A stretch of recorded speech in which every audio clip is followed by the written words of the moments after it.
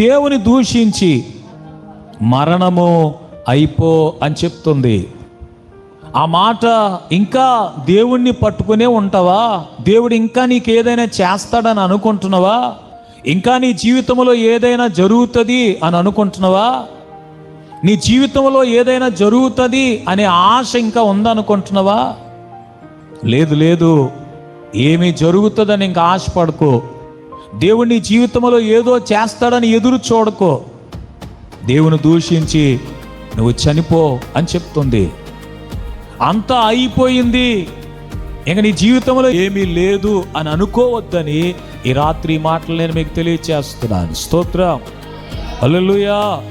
ఆయన ఏం చేయగలడనంటే అంతా అయిపోయిన తర్వాత, అన్నీ ఇక కోల్పోయిన తర్వాత, ఏమీ లేదు అనుకునే పరిస్థితుల్లో నుంచి కూడా ఆయన ఏదైనా చేస్తాడు నీ జీవితంలో. హల్లెలూయా. ఇక ఎవరు ఏం చేయలేరండి, ఏమీ జరగదండి అని అనుకునే వాటిల్లో కూడా ఆయన నీ కొరకు ఏదైనా చేయగలుగుతాడు.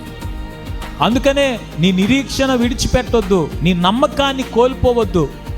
ఒకవేళ నీ జీవితం నరకబడిన చెట్టులాగా, వేరు భూమిలో పాతదైపోయిన చెట్టులాగా ఉన్నా కూడా ఆ మొద్దులో నుంచి ఆయన నూతనంగా మరల చిగురులు నీ జీవితంలో అనుగ్రహిస్తాడు. స్తోత్రం, హల్లెలూయా.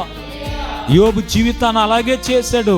మీరు యోబు గ్రంథం 42వ అధ్యాయం 10వ వచనం చదువుతుంటే, యోబు ఏమైతే పోగొట్టుకున్నాడో, ఏదైతే యోబు జీవితంలో నష్టమైపోయిందో, ఎంత కష్టం అనుభవించాడో దానికి రెట్టింపు, రెండంతలుగా యోబు జీవితాన్ని ఆయన అనుగ్రహించాడని ఆ వచనం చెప్తుంది. స్తోత్రం, హల్లెలూయా.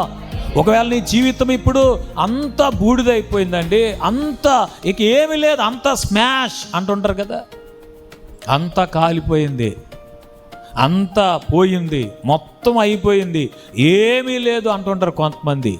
అలా ఒకవేళ నీ జీవితం బూడిద అయిపోయినట్టుగా, బూడిద మాత్రమే మిగిలింది, ఏమీ లేదు అన్నట్టు ఉంటే, బూడిదలో నుంచి నీకు పూదండను ఆయన ఇస్తాడని వాక్యం చెప్తోంది. స్తోత్రం.